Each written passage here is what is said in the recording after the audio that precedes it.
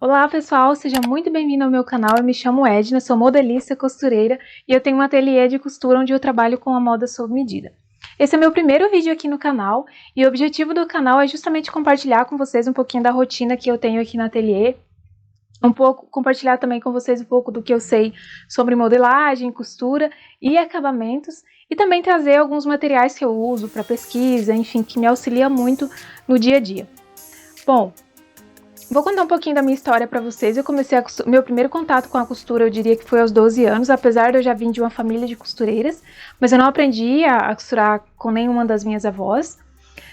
Eu fiz um curso de corte e costura, que era o nome do curso na época, e era para minha mãe ter feito, no entanto ela não se identificou com a metodologia do curso, e aí eu fui e fiz o curso.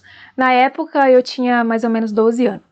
Então, desde então eu segui aperfeiçoando, fazendo outros cursos, fiz um curso de lingerie também, isso já uns 5 anos atrás. E eu sigo sempre buscando outras fontes de conhecimento, já que os cursos presenciais nem é toda cidade que tem.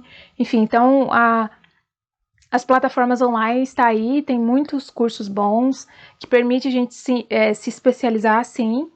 E tem os livros também, que aliás eu sou apaixonada pelos livros.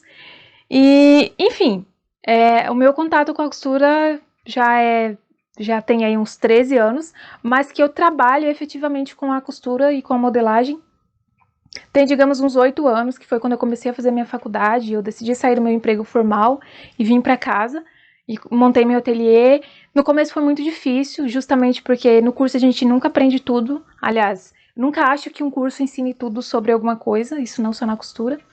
Então eu segui buscando outras fontes de conhecimento.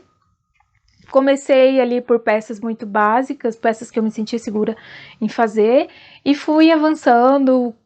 Adquiri muito conhecimento também na reforma e conserto de roupas, até uma dica que eu deixo já. Enfim, e aí montei meu ateliê e sigo trabalhando até hoje.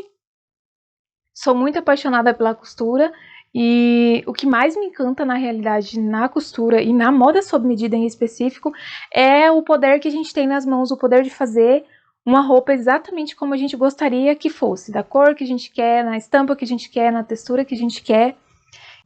Então a moda sob medida ela me encanta, principalmente pelo fato da gente fazer uma peça exclusiva para cada tipo de corpo, para cada tipo de cliente.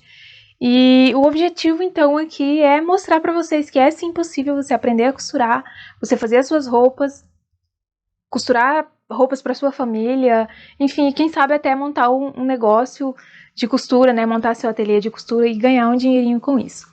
Bom, então é isso, eu espero que vocês gostem.